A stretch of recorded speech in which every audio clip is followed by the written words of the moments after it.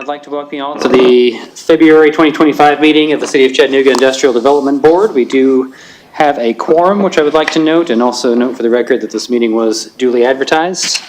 Members, you should have a copy of the January 6, 2025 minutes in your packet, and I'll ask you to take a minute to review those and have a move to approve and a second. All in favor say aye. Aye. Any opposed? Those minutes are approved. At this time, we'll recognize any persons from the audience who wish to address this board on any matter of their choosing. Yes, ma'am.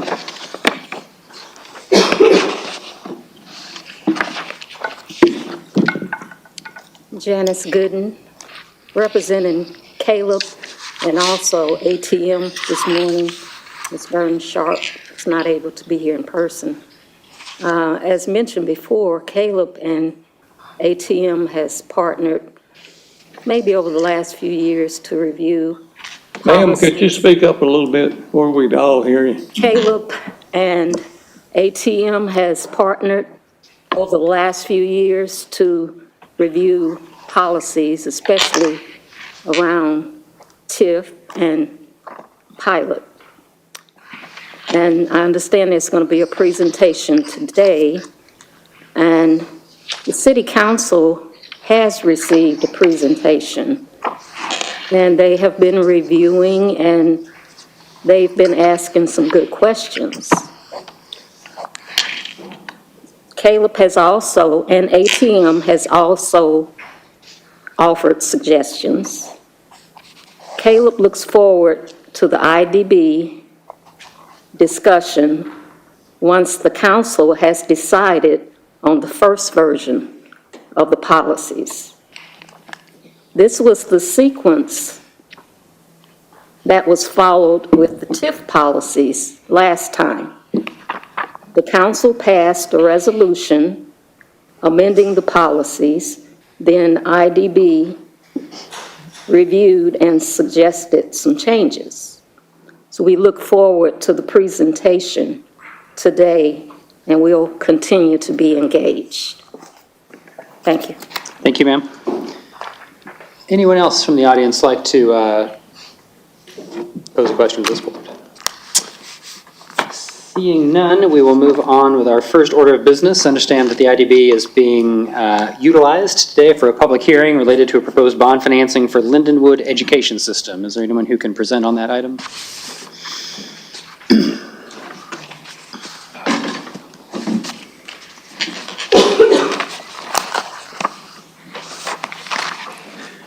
Morning, my name is Jay Moneyhun. We're serving as local bond counsel. I'm with Bassberry & Sims Law Firm. This is a bond financing for Lindenwood Education System. The bonds are actually being issued not by the IDB, but by an out-of-state issuer because it involves projects in a number of jurisdictions. This particular request for a hearing is just to comply with federal tax law. So this board is not being asked to issue the bonds or to be responsible for repaying the bonds. It's just to provide a forum for public comment in case members of the public in this location have any concerns or comments about the project. The proceeds of the bonds would be used to allow Lindenwood to purchase Miller Mott College here in Chattanooga. And so happy to answer any questions that you may have, but the request is just for the board to open up comment from the public to see if there's any concerns about tax exempt bonds being used to finance this purchase. I'm just curious, can you tell me where Lindenwood Education System is based? Is there anything that you know of that they plan to do with the assets once they've acquired them? They're a 501c3 entity based out of Missouri that has educational facilities all around the country, and this would be one of their locations. They plan to continue to operate it as an educational facility, just in line with their 501c3 charitable and educational purpose. Very good. Mr. Chairman, ma'am. Yes, sir. Jay, I'm sorry, I didn't get your last name. Moneyhun. Moneyhun, Yeah. okay. And you're an attorney with Bassberry out of Nashville? I'm in the Knoxville office, but yes, sir, we have a Nashville office as well. And explain for us, if you would, why this forum? I mean, why is the public hearing in front of the IDB as opposed to city council, county commission, or whatever? Right, really good question. Mark Mamontoff, who I work with, and Phil spoke and thought that because this board had a meeting coming up, this would be a great forum. And also because an IDB could issue tax exempt bonds for a project like this, we just felt like this was the most appropriate forum. We could have done it before city council. We could have done it just, Phil as an individual could have held the hearing, but we just felt like since you guys had a meeting coming up, that this would be an appropriate forum where members of the public are used to coming and could come to provide comment if anyone did have comment. Okay. Currently, I think it's important as well that your group, Lindenwood, it says operates 18 accredited campuses, and those 18 accredited campuses are providing training in, I guess, in-person, online training for skilled trades, business, education, and technology fields, which is another reason for the IDB to be involved in our new, I guess, enforcement here around, or offering thing for new companies coming into town here that might need those skilled trade people. So that was another reason for having that, but it's not involving any bonds to be issued by this body here. They would be issuing those bonds themselves. Any other questions from this board? Are there any questions from members of the public or anyone who's maybe here in the auditorium? And Ms. Maria, this has been properly noticed as a TEFRA hearing for today, correct, ma'am? Okay, so the public had an opportunity to attend. And for the record, there is no action required of us. We're not voting on this. Okay. I think we're good. All right, thank you so much. Appreciate it. Item number 6, a resolution ratifying action taken by the IDB Chair and City Finance Officer to execute a management representation letter for the auditor, Henderson, Hutchison, and McCullough PLLC for the fiscal year ending June 30, 2024. Is anyone who wants to provide any additional context on that? Yes, sir. Please.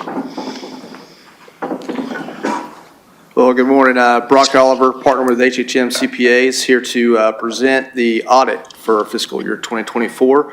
And we have just a brief presentation that we have put together for you all in advance that we'll be referring to. But just to start off with a brief introduction, again, I'm Brock Oliver, engagement partner with HHM CPAs, who oversaw the overall audit and quality of the deliverables presented today. And joined today with Garrett Williams, who serves as the audit manager. He kind of does all the work, and I take credit for it. So, but anyways, just our agenda that we want to cover. Obviously, we want to cover the scope of services, the audit results, our required communications that we're required to communicate under SAS 114.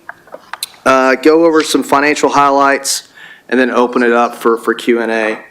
So I always like to start off with what is an audit and what is the financial statement audit that we're presenting, because that term gets thrown around a lot in today's world, and what does that actually mean? So for us as the third-party auditors, CPA firm, we're here to audit the financial statements and really make sure that an independent examination is done and that the financial statements are clear from material misstatement in accordance with GAAP and the GASB standards.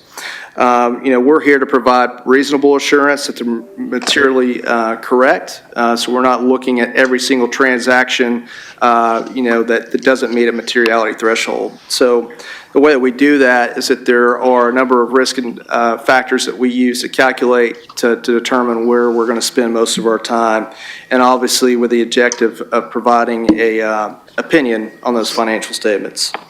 So if we look at where do we spend our risk, and if you could refer to slide 5, please, if that's pulled up. So where do we spend our time? So, when we plan this audit and where we're going to look and where are we going to spend most of our time, obviously that's going to be an internal control process, making sure that there's proper segregation of duties, that there's proper review process, that the person that's reviewing is not the same person with custody of assets, those sort of things. We also look at state grants and contributions. Thank you. As most of the revenue and expenses that are coming in for IDB are grant related, making sure that those are properly recognized in the right period with revenue recognition, making sure that the expenses and the revenues are classified in the correct year. and also looking at lease assets as there were changes to the standards in 2023 as it relates to capital assets. So when we get into our audit results, once we've issued the opinion, the opinion for this year is unmodified, which is the highest level of assurance that we can provide, and that there were no material weaknesses or significant deficiencies noted in the current year or the prior year. And I'll turn it over to Garrett.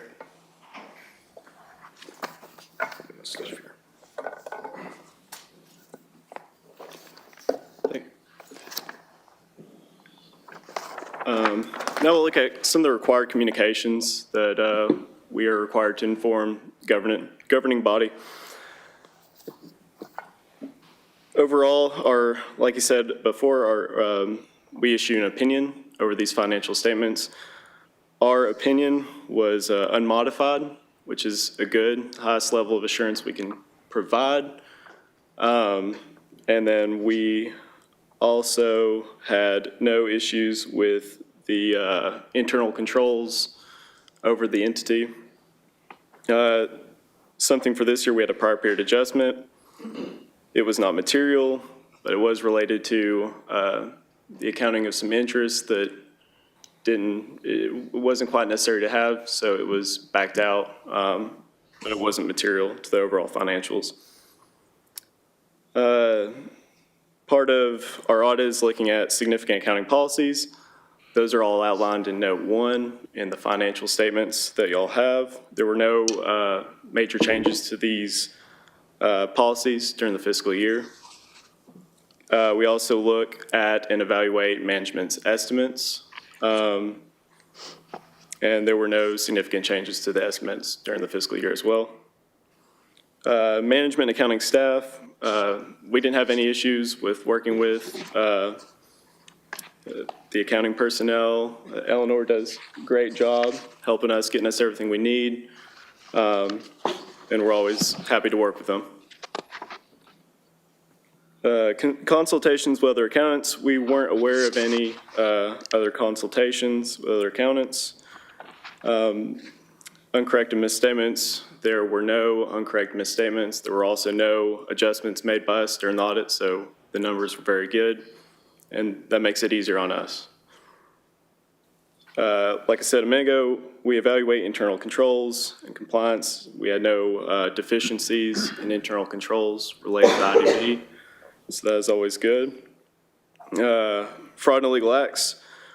We were not aware of any fraud or illegal acts during the course of our audit.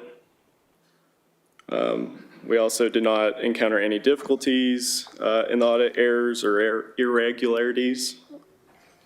All of the representations requested by management, those are all outlined in our management representation letter that we get at the end of our audit. And then there weren't any significant matters discussed with management over the course of the audit. And then next slide. We'll kind of just look at some of the higher highlights of the financials, and that's all outlined. Net position and the activities are in the financials to look at in more detail. Cash was higher from year over year, mainly related to timing in accruals and receipts of cash. It's kind of in line with liabilities. Liabilities also was off higher, mainly related to some of those accruals where the timing of the payments on those was just a little different from prior year. And then the biggest thing was leased assets was up $50 million this year, which is in line with our increase in net position percent, mainly related to that Volkswagen expansion project. But other than that, there weren't any major changes to really note in the financials, looking at it year over year. What about the red part on there, the E2, I2? Oh, yeah, so the red, current liabilities, that's in line with cash. It was higher year over year, the liabilities from last year, mainly related to some accruals that we had this year, so the payment just hasn't occurred as of year end. Yes, sir. I was noticing, at least as to the sanitary sewer overflow abatement program, is that associated with that, or is it something different? No, I think mainly the increase in the liabilities is related to E2, I2 program Yeah. payments. Oh, okay. Sanitary sewer. So that was the bulk of it. I Okay. can't remember the dollar amount. Yeah, it looked like it went from 125 to 153, at least in the report. Yes. Okay. Thank you, gentlemen. Any questions from this board about anything we just heard? It looks like we actually do need to jump back to item 6. That is a resolution that requires us to take a vote as it relates to the management representation letter. So I'll be happy to hear questions on that if there are none. I'll take a motion to approve that. Motion to approve. Motion to approve, is there a second? Second. All in favor, say aye. Aye. Any opposed? Item 6 passes. Any other questions related to our audit? That's a good report. It's a good report. Thank you very much. Thank you so much. I appreciate it. Thank you very much. Moving on, 2 resolutions under item 8, workforce development. A resolution authorizing the IDB to donate $50,000 from funds appropriated from the city of Chattanooga for the purpose of advancing workforce development in the technology sector to support the Enterprise Center's digital equity efforts in partnership with the state of Tennessee. Yes, ma'am. Good morning, Board. Sharita Allen, Senior Advisor for Economic and Workforce Development here at the city. This is an item that we are bringing forward under the Workforce Development category. It is funded through the Technology Workforce Fund. We provided an overview of that in the previous meeting. Again, this is a fund that is restricted for technology, IT, workforce development initiatives, and so we're bringing 2 of them to you today. Our recommendation is for approval of this item to provide funding support for this entry-level modular-based training program with certifications and earn-as-you-learn stipends targeting at-risk students between the ages of 16 and 21. Obviously, we have the resolution, we have the authority under the statutes. This aligns with the One Chattanooga Economic Development Plan that was funded both through the city and the county. It also aligns with the Chamber's Chattanooga Climb Strategic Plan. And we're saying approval of this item will enable the Enterprise Center's Tech Goes Home program to partner with the City of Chattanooga City on the Hill Department of Community Health Program to provide entry-level training programs. Funding is needed to cover the cost of certificate training and stipends for youth at the end of these training sessions. And background and history, again, that just goes into the particular fund that is underwriting this. There is a fiscal impact.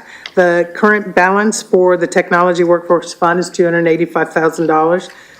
If approved, this item would have a $50,000 impact. And so we will pull up that presentation and invite them to come up and present. And so we do have representatives from both the training provider, the 2 city departments that would help with identifying the students, and then we have Enterprise Center with the Tech Goes Home program that would provide all of the laptops and other digital devices for this particular program. So they are all in attendance today. Great. Thanks, Rita. Good morning to the board. My name is Chris Sands. I serve as the Executive Director of Community Safety. Steve, you want to introduce yourself? My name is Steve Ryder. I'm the CEO of CWS US. Thank you so much. So we came up with City on the Hill for this reason. Frederick Douglass said that it's easier to build strong children than to repair broken men. In our day in society and the work that we do on a daily basis, we've discovered that in order for us to see a decrease in crime, that we have to look at this from a social justice lens. With that being said, we have to look at it from an education standpoint, mental health standpoint, fatherless homes, but last but not least, poverty. Right here in Tennessee, we have a large number of poverty that's taking place amongst young people. In 2023, Tennessee's child poverty rate was 17.6% right here in Tennessee. Not only that, but in Hamilton County, it was 20.6% as it pertains to poverty. But also what's alarming is the numbers that's taking place right here in Chattanooga, Tennessee, as it pertains to the rate, which is 31.5%.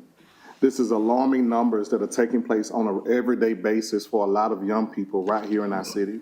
With that being said, we spent a lot of time with young people asking them, what can we do to assist you, to help you, not just to cause crime, but to find another resource to help you to be successful? What would that look like for you? And the young people said, if you can put something else in our hand, at minimum at least $40 a week or something like that. We don't have to break into cars. We don't have to sell drugs. We don't have to steal. We just need another outlet. And we said, well, how can we help with your mindset? Some of them said this, excuse me, and I quote, we don't have fathers at home. We don't have mentors. The only consistency that we have is school. And even in that, we only hear 7.5 hours. And after that, we go back to doing everything that we're doing in our community, and they respect school. However, their mind is on a daily basis thinking about how can they succeed, how can they help themselves as well as their siblings have a better lifestyle. With that being said, child poverty has been linked to adverse health issues that are taking place both mentally, physically, emotionally, financially, and the behaviors that we're seeing is because of that. So what we've been doing is having a target population with a 16-week cohort to ensure that we can help as many young people as we possibly can, ages 16 to 21. Some of the schools that we're targeting is Brainerd, Howard, as well as Tyner. And these are traditionally disadvantaged schools and underrepresented communities where poverty usually reeks. And we want to make sure that we can help young people know that there are people who are here, not only rooting for them, but are in their corner to see a great impact and want to see them employed, gainfully employed, so that they can change the trajectory of what's taking place in their family's life. A lot of these young people are first generation to even make it this far. Some of these young people that we're seeing, they have already surpassed both grandparents and some of their parents. The highest rate for some of these kids that we have already seen is that their parents only made it to 9th grade, and they made decisions that are very challenging and put them in harm's way in a lot of times. So these young people are first generation in a lot of the efforts that are taking place in our community. So here's a list of a lot of our partners. We're excited to partner with Tech Goes Home, the Enterprise Center. We are excited to partner with both city, county, and everyone else that's involved in helping us to make sure that we can have an outlet for young people, the American Job Center, everything that we're just excited about to make a greater impact in the lives of young people. With that being said, I'm turning over to Steve at this time. Well, thank you. You will see that we are looking at a marketplace that has incredible demand. While we have all these jobs available, many of them are unfilled. For the last 4.5 years working at UTC, we have been training people, along with other states as well, to fill some of these jobs.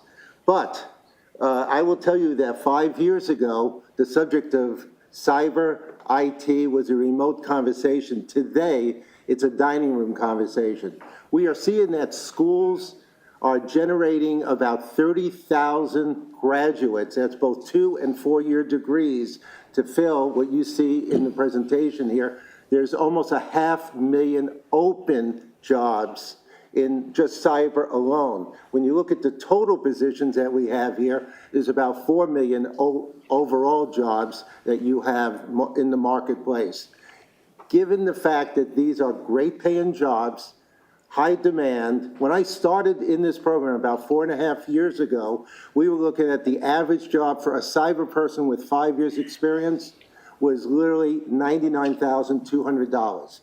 Today, this is what you see up there, 128,000. As of the end of year last year, that number is sitting at 134,000. Supply and demand is driving this. In our region alone, and I meet a lot with the CIOs in our community, one of the issues that comes up every single meeting for the last 4 years, I can't find talent.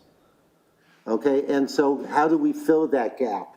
Well, one of those things is without the need to have a 2- or 4-year degree, we are able to do what was stated earlier today in terms of certificate-based programs. Programs that specifically teach the skills, the knowledge, and the capabilities that both companies and state, local agencies, in fact, federal agencies, are also looking for. Half of those jobs today do not require their college degree. we are looking at, and you'll see here, we're not going to go through a lot of detail here, but I wanted to make sure that you knew what the basic program is and what the students will have to use in the workplace when they finish that program. It's an 8-segment or 8-workshop, 16-week program, so 2 weeks per subject that you see here. We're not just teaching the technology. We're teaching the ability to use that technology in the workplace. And that workplace may be an office, it may be a construction site or a factory, because technology is everywhere, it's pervasive. So the first 2 weeks they're going to learn about word processing, but not just word processing. How to write a resume, how to write an introduction letter, how to speak to a background. We will be bringing in someone in that first class from the American Job Center to talk about how do you secure a job. So it's a full period of that. The second one, we're talking about presenting information similar to what you see in front of you, a PowerPoint presentation or some other, or using a web design to deliver that content. Third 2 weeks are going to be on spreadsheets, not only again on the technology, but having people develop their own personal budgets as part of that exercise. Then they'll be building for the next 2 weeks database systems. They'll be using, many of you may know it, MS is Microsoft and their tool. Oracle contributes a free database building program that we have used previously, pretty easy to use. The next 2 weeks in segment 5 will be coding in Python. It is not a programming language, but it's a tool that's a flow chart scripted that generates code. The next 2 after that will be developing worksheets and data. They'll be able to do visualization stats, things that you would need in virtually every business or agency. They'll dive then into operating systems. They'll be actually hands-on on computers. Thank you to the Tech Goes Home to provide those PCs, but they'll be able to use it throughout the program and change out operating systems. Work on what's called the Internet of Things, that's your IoT. We'll also be working on the cyber elements of that. The last, they'll do their own database. Name me one organization that doesn't have a need, whether it's a church, an academic organization, a civic, political, or a business that doesn't need these types of skills. In terms of the cost of impact for this, we are looking at 30 students to be registered starting this coming Saturday. The rate for that you see on there at $41,008. We'll give stipends, as Chris had talked about prior to that, and snacks for that session. Contribution from Tech Goes Home is the laptops, and the city is providing the space for the library itself. I will share with you some statistics about what we have done previously. This is over almost 2,000 students, where we had an incredible rate of retention, almost 79%, 78%.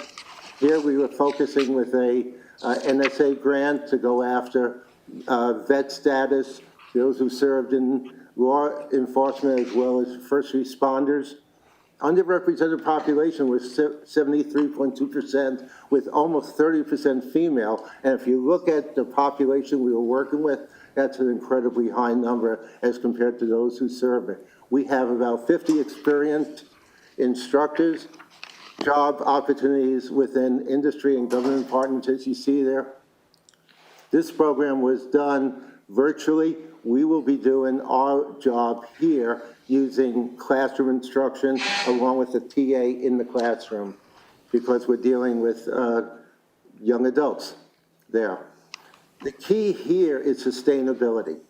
To not only start a program, but to be able to have jobs on the back end that these students can go to and be proud of what they do. Having a good to great income, I believe, is a great equalizer in our society, and something that I believe and grateful to all of you to take your time here, that we can bring these kids, show the example for future generations as well. Chris, you want to add? That's it. Thank you. Any questions? Yes, sir. Thank Are you. y'all getting any funding from the county, the state, or the federal funding? So we reached out to the county. We're in the process of working on a partnership there, sir. And I got another question too. Yes, sir. What's the major reason people are not accepting these jobs? That's a good question. I guess because compatibility to make sure that they have the training. There's a overwhelming overarching stigma that some of these young people feel as though, they don't know how to do it. So from what we've been talked to, they was just like, hey, if you teach us, we can do it. So that's one of the things that we're seeing from our end. We have seen proof in places like Gary, Indiana, south of Boston, the fact that when you do train people and tell them what they're capable of doing, allow them to touch the computers, develop it on their own, they develop a sense of confidence, as we all do when we're acquainted with the technology or with the process. So we've seen it work in other places so that they are capable of going out and getting their jobs. I will tell you that I've worked with people over the last decades who cannot find jobs. These students will have the ability and the assistance and mentorship to be able to go out and secure jobs. That's what we believe is important. When do you all propose that this program start and end? We want to start this Saturday, actually. Oh, okay. Yes, ma'am. We want to start this Saturday with a cohort of 30 young people. They're hungry, they're ready, and they said, we need a change. If not, we're going to do some things that are not becoming. So we want to do our due diligence to make sure we can uphold our part of the bargain. So you've got the 30 people secured? And Yes, ma'am. ready to go. Okay. And who is CWS US? CWS US is a 501c3. It's a nonprofit that has people in multiple states, which has grown out of the program that you saw previously here. Okay. And so, yeah, it's a non-for-profit, sir. Is this a placement once trainees finish the class? Is there a placement program? We are not the placement agency, but we work in partnership with other organizations, with the Southeast Workforce Development, with American Job Center, et cetera, and Tech Goes Home, and help people find jobs. Do you receive any placement fees in return for students that graduate? No, sir. When will the stipend be paid? We would like to pay the following cohort, so not following cohort, the following week. So we would like to start that, not this particular Saturday, but the following Saturday. So they'll be getting paid weekly? Yes, sir. Okay. Yes, sir. What is Raspberry Pi operating system? I've never heard of that. That's a good question. Raspberry Pi, it comes out of England. It's a package about that big, which is a full-blown computer. Wow. Which you can hook up to any monitor, even a TV screen, and give you full internet access. Wow. So they'll be able to play with those. Through Tech Goes Home, we'll be giving them PCs instead. But we want them to touch different computers, have the ability to, in fact, even plug in boards, so they'll know what they can do.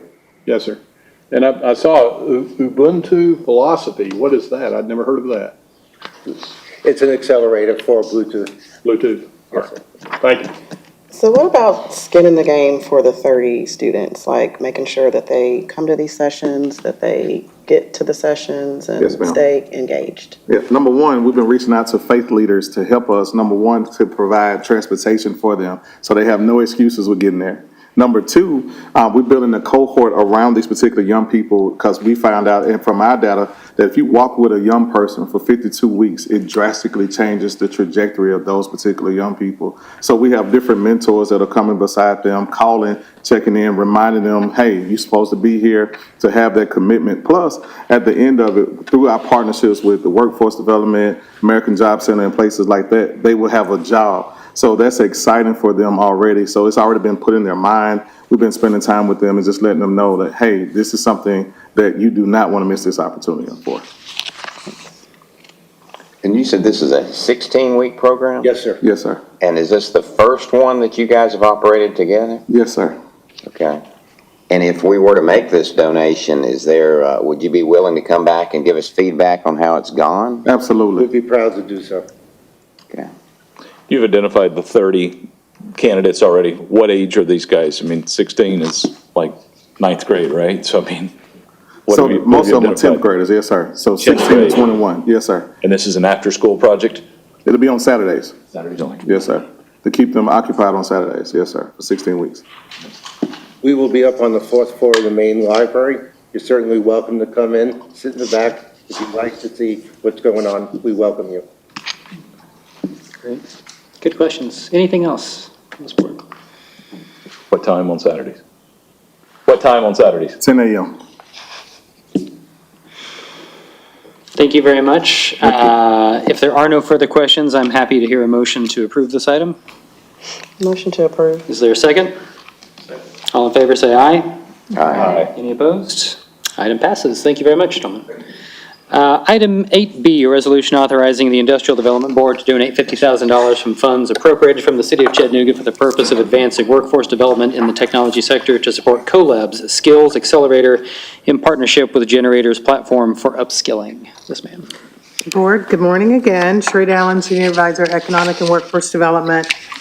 This item follows the same format as the previous item. And what we're starting to see here in Chattanooga is local organizations partnering with national platforms and providers that have proven systems and operations and bringing those to Chattanooga. So instead of just bringing it full force, it's putting together partnerships and putting those here in our community. And so we're asking IDB to approve this item for upskilling an IT workforce again. It's using a cohort methodology through the national platform that's called Generator, and it is spelled correctly, the 8 in there. And again, it aligns with the One Chattanooga plan, the Chamber's Chattanooga Climbs Plan, and Summer of Need. We're saying approval of this item will enable CoLab in partnership with Generator to expand the Skills Accelerator program. This virtual reskilling initiative provides flexible learning, personalized coaching, which is key, national certifications, and job placement support. It equips unemployed and underemployed individuals with skills to secure jobs in high-demand industries. Funding will support and expand these services, including targeted outreach, technical certifications, mentoring, and job placement. And again, this would be funded from the restricted funds of the Tech Workforce account, which currently has a balance of $285,000. If we take away the $50,000 that was just approved, we're now at $235,000. And again, this would have a $50,000 impact. And I will invite CoLab to come up and speak, and they have a representative from Generator, I believe, as well. Thank you. Thank you. Thank you, Sharita. I'm Tashia Malakasa, CEO of the Company Lab, and we're thrilled to be in front of you today to talk about our Skills Accelerator and in partnership with Generator. I'm joined by Ali Shrinker, who runs this program for us with the team. So I've just got a quick overview of who we are at the Company Lab, in case you all are not aware. But so we've been around for 15 years and supporting entrepreneurship, workforce development in Chattanooga, Tennessee. So we're a 501c3 place-based entrepreneurial support organization dedicated to championing entrepreneurs by offering tools and resources to drive value, create jobs, and strengthen our community. We organize ourselves in really two different brackets in this for this work. So we have a start team, which you'll notice on the left-hand side, and a scale team. So from ideation to business creation compels our start team. Ali runs that for us at CoLab, and the scale team is focused on companies that are already in creation and they're looking to scale, and how do we support them in that.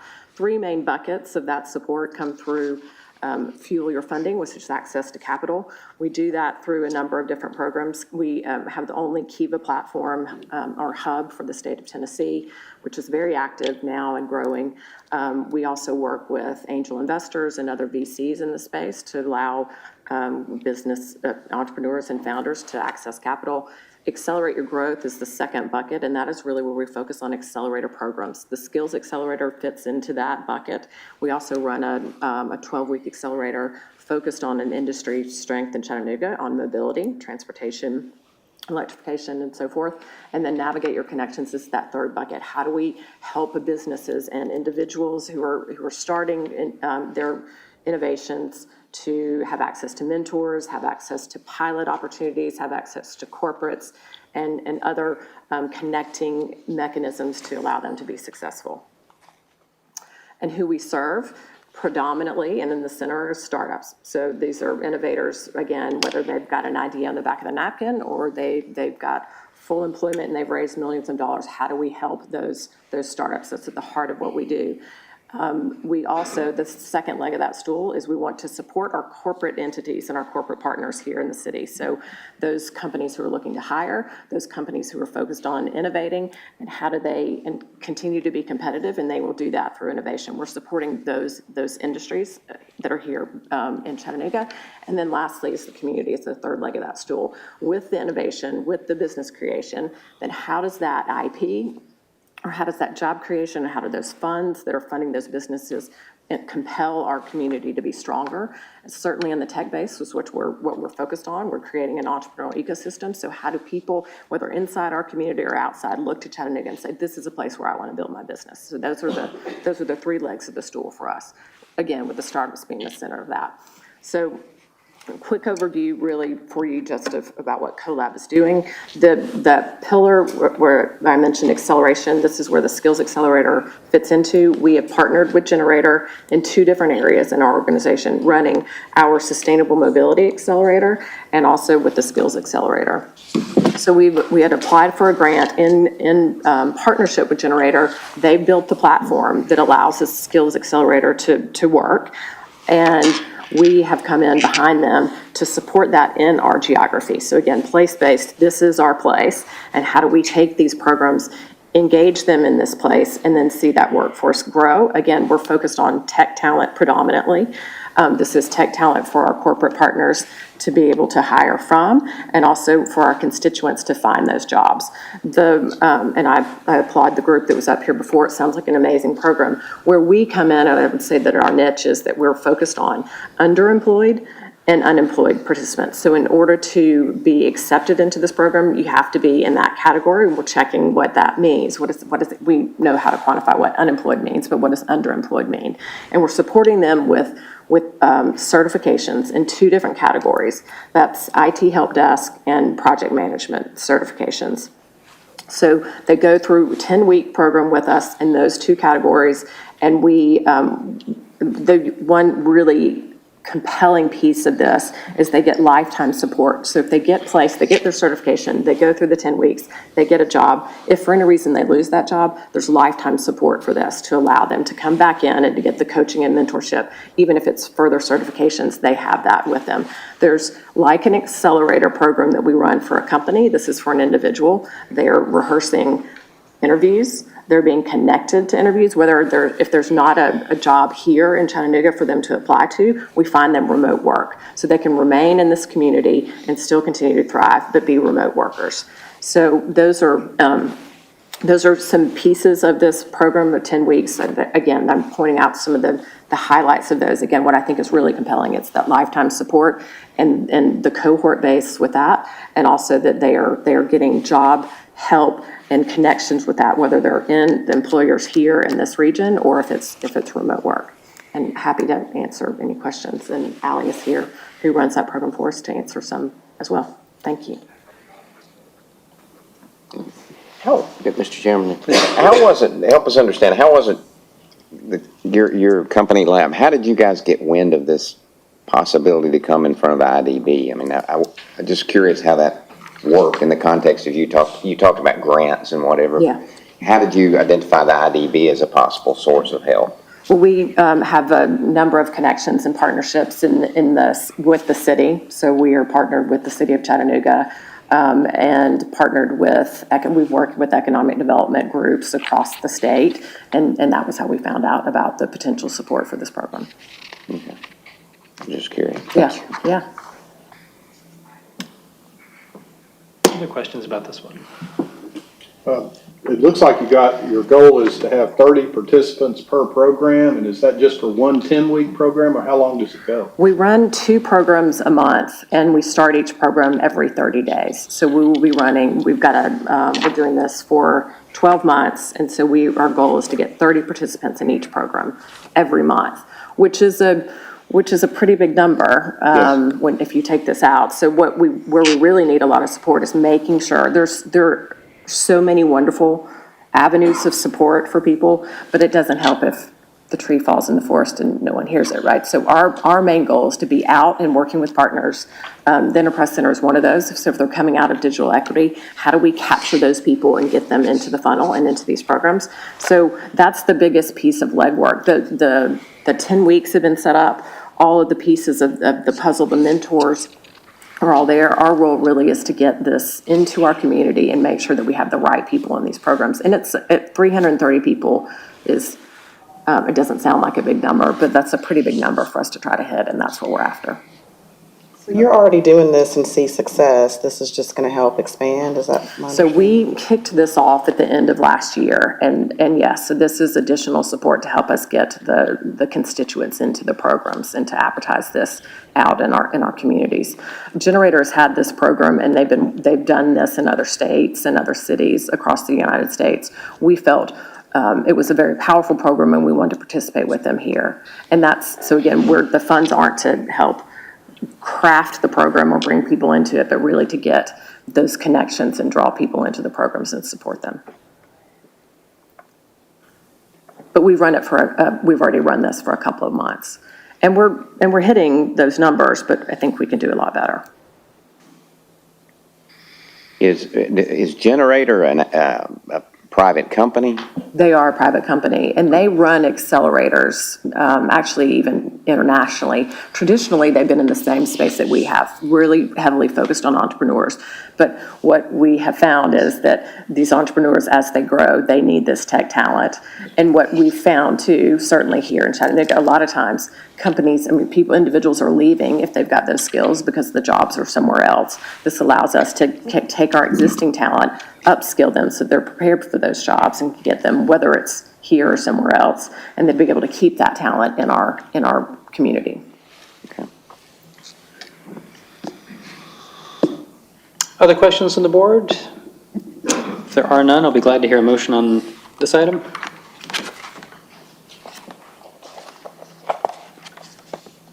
Motion to approve. I'll make the motion to Motion, approve. is there a second? Second. All in favor, say aye. Aye. Item passes. Thank you very much.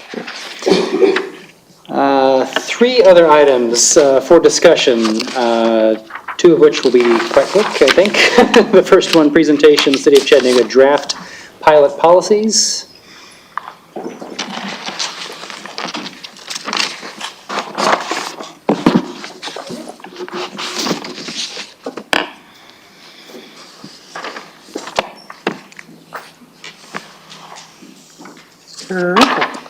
Perfect. Okay, board, so we have our first version of a draft of pilot policies with the delegation of authority to the IDB removed. So we took the first version and the previous presentation that we presented to this board. We took that to City Council. City Council asked us to remove the delegation. They want to keep that. But with that in mind, the IDB still has a role in pilot policies. And so I am going to walk through, instead of doing a fancy presentation with all the graphics, I'm going to walk through these draft policies that were received at 2:02 p.m. on Friday. So I understand some of you have not had the opportunity to read these.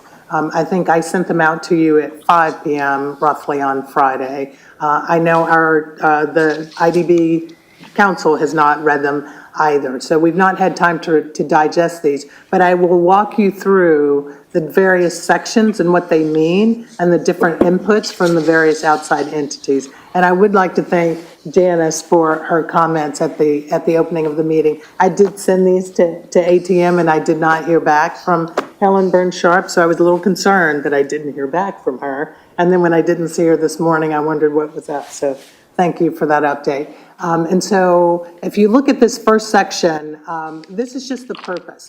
So what happens is a municipality can authorize or ask for an industrial development board to be set up to help the municipality do the course of business that's required for industry.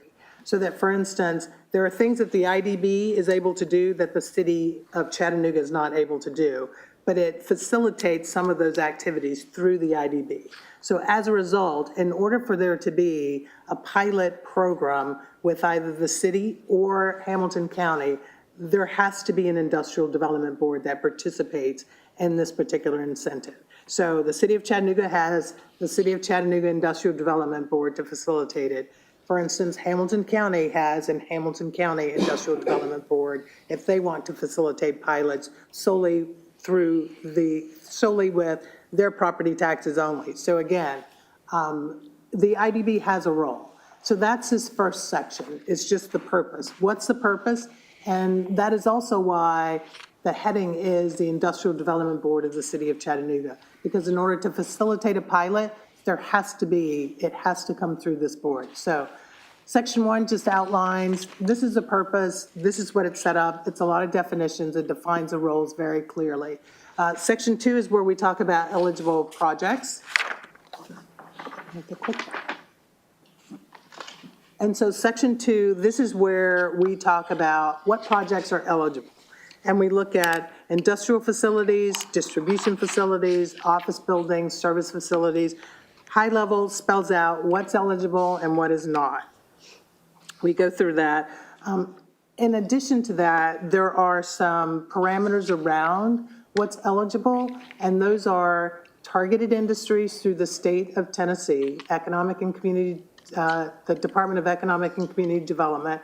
We went over those high-level sectors, those high-level industries before. Underneath that, we have targeted City of Chattanooga, Hamilton County, regional sectors. And those were those sectors that were identified by the Chattanooga Chamber of Commerce in partnership with both the city and the county. So you look at high level, there are pilots that fall within state industries are eligible, and then sort of next level is industries and sectors that are very unique and specific to the greater Chattanooga region. Sharita, we don't have an Exhibit D. Let's see. We do not, and we did ask that they attach Exhibit D to that. We covered Exhibit D in our previous presentation, but I can provide that again. And again, it's just 2 slides that goes over the targeted industries, but we are asking that those be, I'd say permanently attached, but those be affixed to this document when it gets approved. Then we go into Section 2, which is just an overview of the pilot structure. And so this talks about the role of the IDB, where in order for a project to be approved, the title to the property, whether that's real or tangible, has to come under the IDB. And so the IDB votes on those leases. So historically what has happened and will continue to happen is the city council will approve their pilot. The Hamilton County will have a vote where they approve it. Once those 2 are approved, it then comes to the Industrial Development Board for the company to enter into a lease. And the lease is for the real and tangible property that is party to the pilot agreement. That then comes under ownership of the Industrial Development Board. So that, for instance, today, if you were to go on to the property appraiser's website and do a property search and put in Industrial Development Board of Chattanooga, a list of properties will come up. Those properties are all attached to companies that are under pilots. You might do a search for Hamilton County Industrial Development Board. You might get several properties that come up. Those are under Title II, the Hamilton County Industrial Development Board, because there are pilots that are just through the Hamilton County IDB and not the city IDB. So this goes over just sort of the structure that talks about there's a lease, there are payment in lieu of taxes that happen, there are economic development fees that happen. All of this section in Section 2 starts to talk about all of the different definitions so that if a company is applying for a pilot or even interested in a pilot, and we have these posted on our website, they're able to read through to understand, hey, when you enter into a pilot, for the duration of your pilot, your property is under title of the IDB. Some companies don't want to do that. And so those companies say, you know what, we're not interested. There are others that understand that that's time certain, and as long as they're participating in the pilot, that's just the process that has to happen. It covers financing, ground leases, when we start talking about pilots that are on, government property, some of the other things. Personal property makes definitions on that. Again, Section 6 is where we get into sort of the but-for. And so pilots are typically used when we are competing with other jurisdictions for projects, and we ask for a but-for.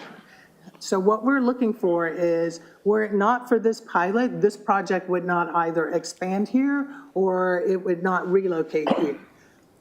Because of the way our pilots are structured, keeping in mind, we are competing with entities that basically, their incentive is 100% of the taxes. So they're abating 100% of the taxes.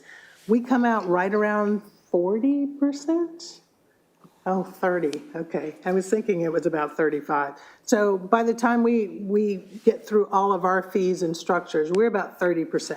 So when it comes to looking at sort of the requirement of the inducement, the but-for, that's where, for instance, we might have a local company that is, and what I call a second stage company is, it's a company that is successful in their marketplace. They've got at least 10 to 55 employees. They are exportable product or service, which means they can sell their products or services and bring new monies into the economy. Like, we want to keep them here, but because they are that second stage company and they're good at what they do, other people want to pull them away. And so that's where this particular incentive is very helpful for us in keeping local companies and having them expand here. And so this section, again, we're still in section 2, is where we're talking about the but-for, why do you need this, expansion of existing facilities, and sort of the lease of, or the term of the lease on the project. Section 3 is where we start to get into the criteria for determining the term and the amount of the pilot. So again, the first one was, are you eligible? Are you in the industry? Is there a but-for it? Okay, you passed that. Now let's talk about the term and the amount of the pilot. And this is where we start looking into, and again, we've got some exhibits on here, and one of these is included. We start looking at the general factors that are being considered: jobs, wages, and capital investment. And so typically to be eligible for a pilot, there are minimum thresholds that you have to meet. Those are spelled out in this document. They have not changed, and I do have a representative, Adam Myers from the Chattanooga Chamber here. Those have not changed significantly from our sort of existing pilot policies. Keeping in mind, we currently do not have official pilot policies that have been voted on. So for decades, we have been doing pilots here in Hamilton County and the city of Chattanooga. We've had standards and practices that we've been utilizing, but we've not had official voted upon pilot policies. So what we're trying to do now is move towards having actual policies in place to remove any confusion around what a pilot is, who's eligible for it, what's the term, what's the duration for it, what are the fees that are associated with it. So it's very clear for companies that are interested in coming into Chattanooga or staying and expanding, but it's also very clear for residents and for elected officials moving forward what the policy pilots standards are.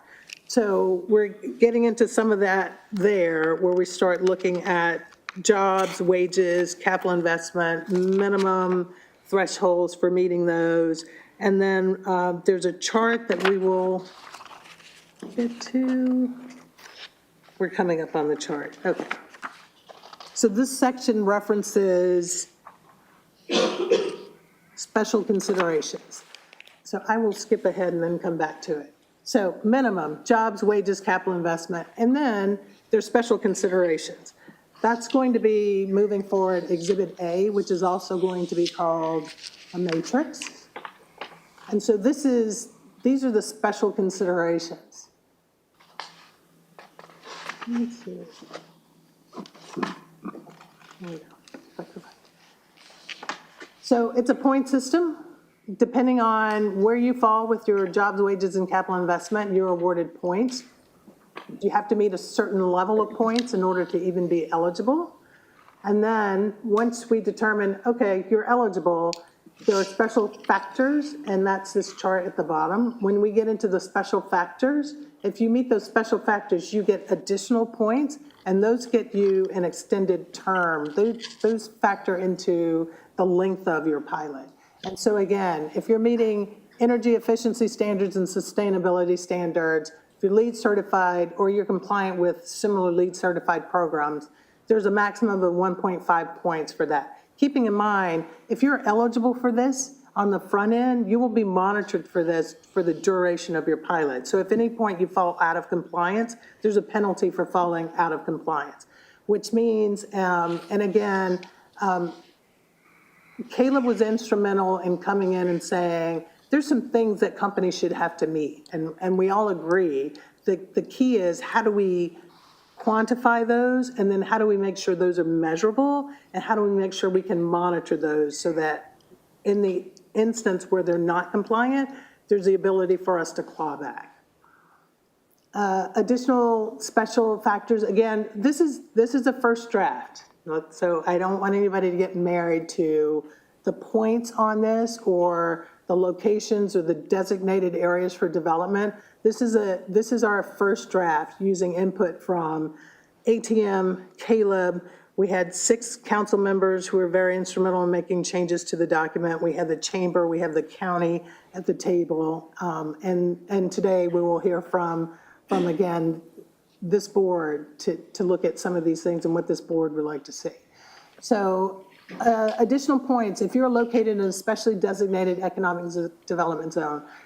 So again, the maximum number of points that you can receive for this would be 3 points. Keeping in mind, if you're just in a federally designated empowerment zone, hub zone, enterprise zone, that's 1 point.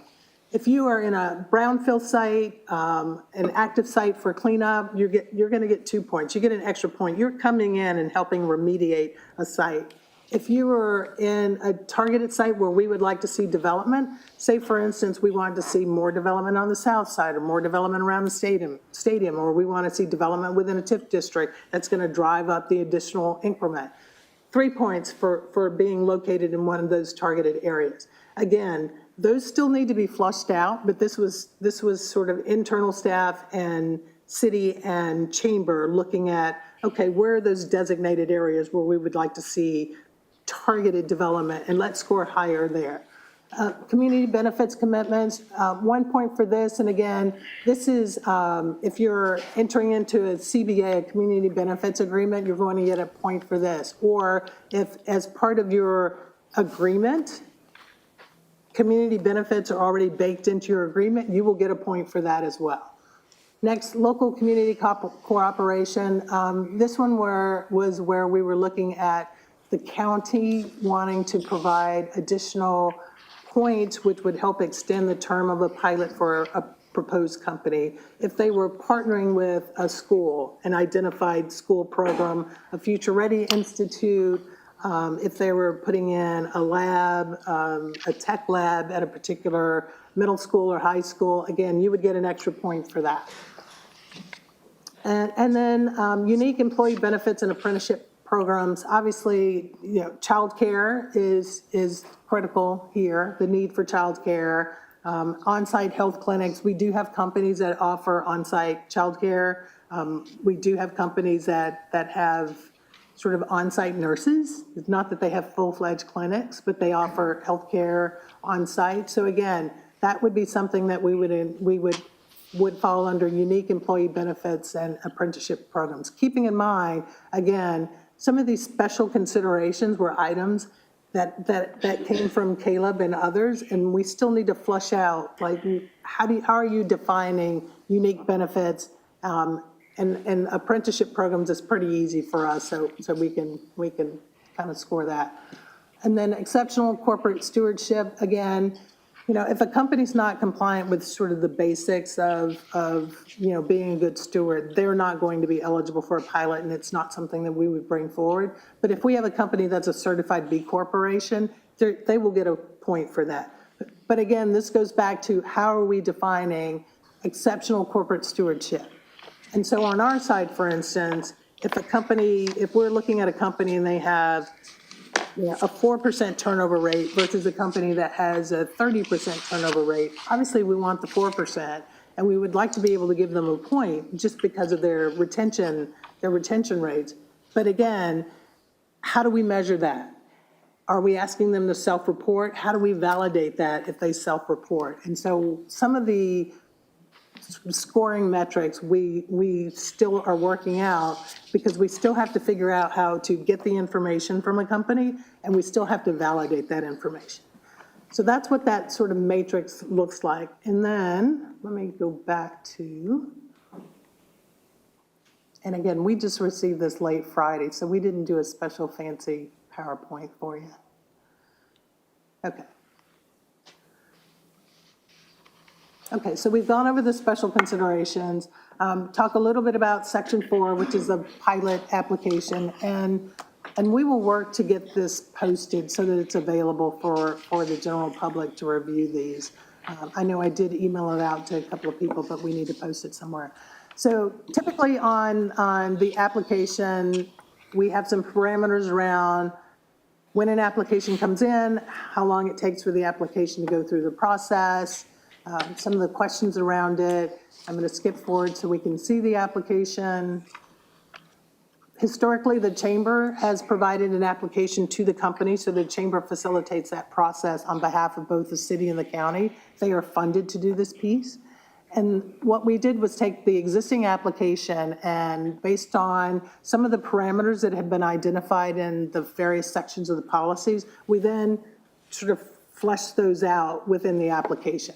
And so again, the application's a draft, because at some point we have to finalize the policies, and then we have to align the application to the policies. And then we have to align the reporting to the policies. And then we have to align the monitoring to the policies. That's why all of this is still very much in draft form. So this is an updated application. Just sort of typical information. We're asking them to provide a narrative for it. We go through and we're asking questions like, let's see, real estate, and trying to look at some of the ones that we've recently added. Environmental condition, we've added the environmental question. We've added several environmental questions from the previous one. Sharita, can this board issue a pilot for something outside the corporate limits of the city? That's another question.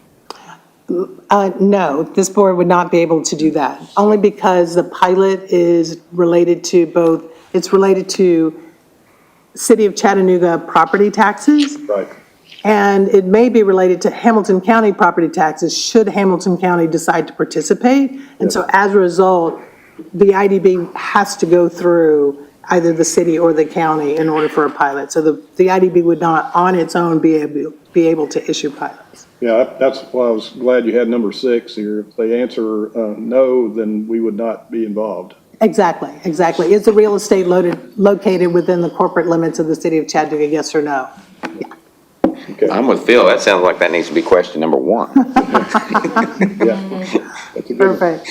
Let's see. We asked them about funding and financing. And so some of these are questions that we asked, that the chamber would ask just during the course of having the conversation with the company. I think what we have experienced is all of that knowledge sits with the chamber. And so what we want to do is ask those questions, put them in the application, and at any point we request that application, we have it on file, so that we don't have to call the chamber and say, hey, did you ask the company? And they're like, yes, we asked that, and this is the answer. It's all in the application, and we can see that at any point. And I am looking at, and Adam, if you'd like to add anything, Adam from the chamber is here. We did add question 11, does the applicant know of any proposed or pending mergers or acquisitions by or affecting applicant, or of any materially significant event in a way? Yeah. And so this is basically saying, have you had any recent layoffs? Do you anticipate having any future layoffs? Like, we're asking that question kind of on the front end now. Perfect. Okay, so we're just going to go through, I'm just looking at some of the major questions that we've added. Description of the building. Okay, and 16 is where we talk about the special factors described in section 3. And that's again where we want to get a little more information from them on those factors, because we will be monitoring against those. Job creation numbers, all of those. So that's that's the application, which is new to the process, or it's an updated application for the process. Sorry about this, I'm going backwards. And we should be getting to monitor.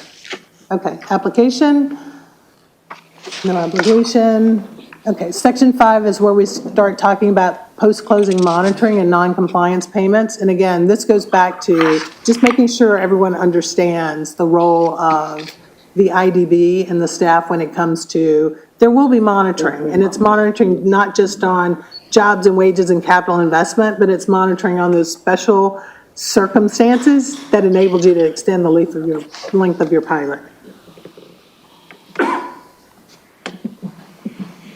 Okay, then we get into section 5, we're talking about the fees, application fees, expense fees, economic development payments that they make as a result of this pilot. Remember, those are those economic development fee payments, and number 3, those are those payments that come into the Industrial Development Board that fund all of the other projects and all the other programs that are at the IDB. And so that's that section, and explaining what those are, how those are calculated, and where those fees go. Keeping in mind, there's an economic development fee that comes to the IDB, and there's a corresponding fee that goes to the county. And they're also retaining the school's taxes while also paying the county an economic development fee. And so that factors into why our incentives are sometimes 30%, where we're competing with jurisdictions that have 100% on their incentives. Sharita, this board, it shows here, gets 15% of the amount that would be otherwise payable, so the payment in lieu of tax amount is not entirely coming to this board, it's a 15% amount, correct? That is correct, yes. Okay.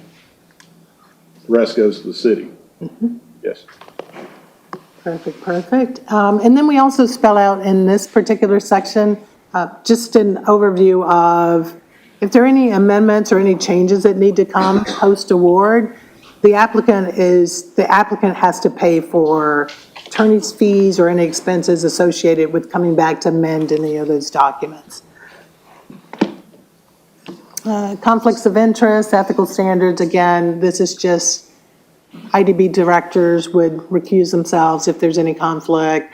Section 8, we go into definitions, spelling those out again. We have in here the public hearing, and so the public hearing definition for a pilot is different from the public hearing definition for a TIF, which is why we put it in here. And so for a pilot, it's a hearing, and this would be at the city council.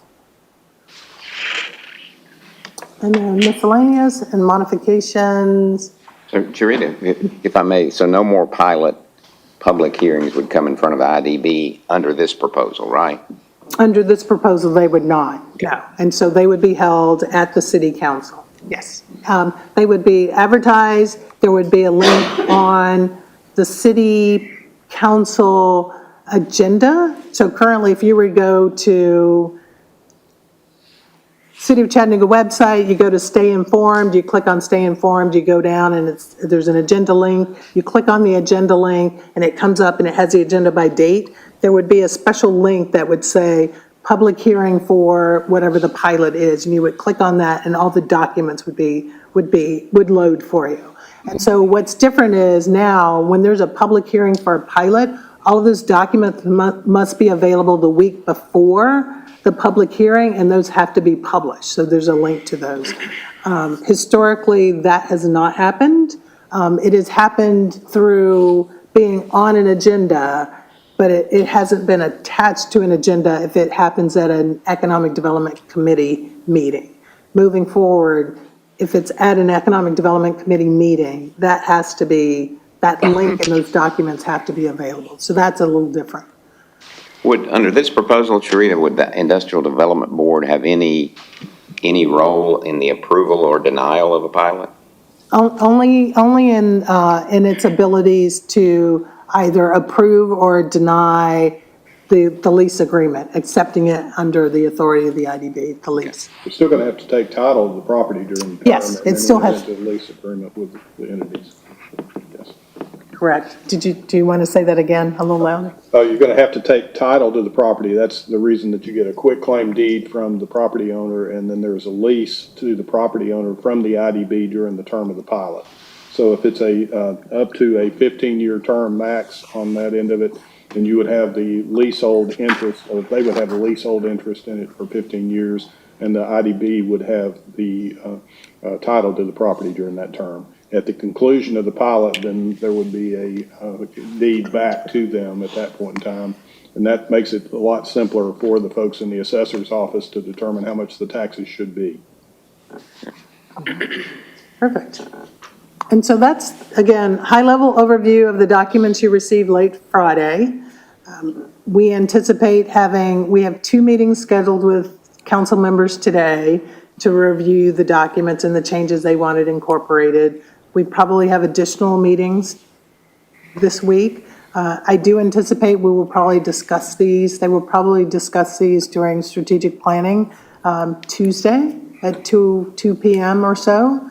And again, I did provide in an email to both the council and the board our anticipated timeline moving forward, because we do feel like it's probably another 2 or 3 weeks before we are at a point where we're ready to vote on any policies. And again, I think some of that is making sure we've incorporated changes from Caleb, ATM, city council, county, having conversations with the auditors on the auditing and monitoring process, and then coming back with final policies. I have a comment, I guess, just about and it's a question, maybe for the whole group.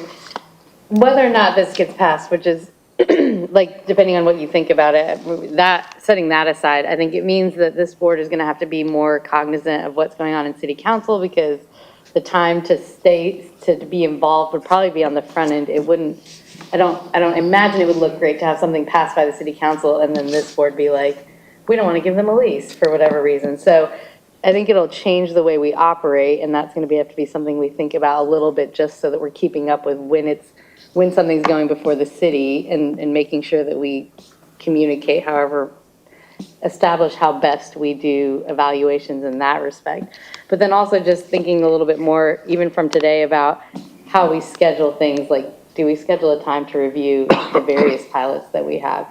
Are we scheduling times for the folks that are getting grants to come back? Because I feel like it's kind of ad hoc and we don't, but it would be great if they got a grant to know to come back at this date, and the same with pilots. We're going to review them on this date. This is what this meeting's really about, and maybe standardize our scheduling a little bit better, so then we all feel like with changes, we all know what's going on and it doesn't come as a surprise. I'm happy to work on that agenda planning with however, I don't expect just other people to do it. I'm happy to think that through, but I just want to throw that out to the group, because it looks like lots of changes are coming down, which could be for the better. Yeah, more public, which is great. And thanks for your work on that and collaborating with all the folks, because I know there was a lot involved with that. Any other questions? Rita, I was curious whether, given all the existing issues that we've read in Mr. Pear's newspaper, from his good reporting and others, about Novonix, and is there any intent to apply these policies when they are adopted to Novonix, or do you all view Novonix as too far down the road? Oh, I think, and so Novonix, just to make the board aware, Novonix did ask for a 30-day deferral, and so we're currently going through that process. But in the meantime, I think as a result of some of the questions that came up with the Novonix, we've actually incorporated some of those questions in our application now on the front. But most of these, we've asked them the same questions and they would fall in the same. I don't know on the term side, that would be a chamber question, but as far as the other sort of eligibility and all those other pieces, they would be in compliance with this.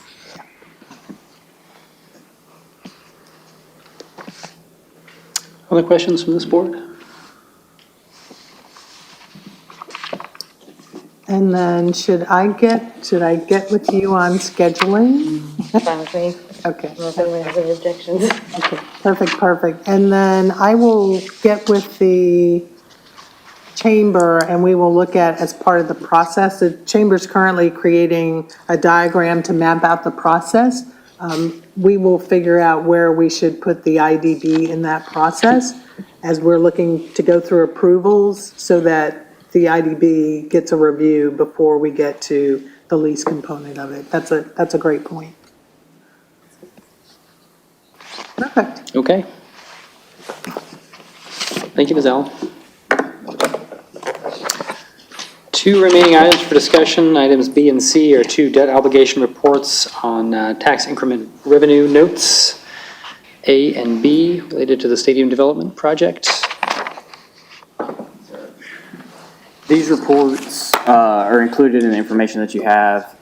These were filed with the Comptroller's Office by our bond counsel, Barry Sims. And they're included just for the record so that they can be shown as being provided to the board. There's nothing to report on them. They're, like I said, included in your packet if you have any questions, but it's basically just the information and details on the bonds. Before we adjourn, I do want to acknowledge a new member of the IDB, Marcus K. Johnson, down at the end of our crescent. Thank you for being here. Happy to have you. Any other business in front of this board that warrants discussion or consideration before we adjourn? If not, I'll be happy to hear a motion to adjourn. Motion. Is there a second? All in favor, say aye. Aye. Stand adjourned.